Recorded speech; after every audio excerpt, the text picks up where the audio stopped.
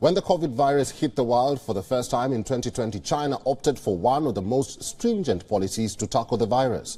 The country imposed zero COVID policy, barring anyone to come in or go out. In December last year, though, the country dropped the policy and allowed people to travel without restrictions.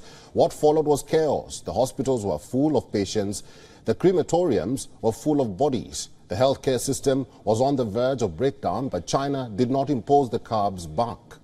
The horror of COVID ran amok in the country for about a month, infecting around 900 million people, which is roughly 64% of the population. Then came the Chinese Lunar New Year celebrations, and as people were allowed to travel without restrictions, the fear of COVID only increased. However, as the Lunar New Year holidays are almost ending and people are returning back to work after taking 1.2 billion trips during the vacation, the city of Beijing says that it has achieved temporary herd immunity. Beijing's Center for Disease Control and Prevention has said that the COVID surge, which sparked and packed the hospitals and crematoriums, has almost come to an end, and the unprecedented wave, which saw millions losing their lives, is on the wane.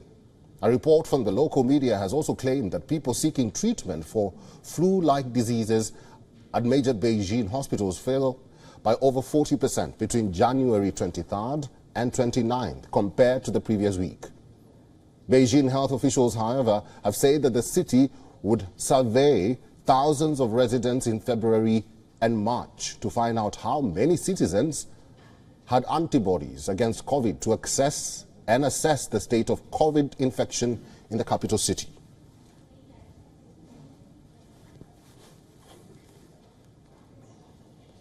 WION is now available in your country. Download the app now and get all the news on the move.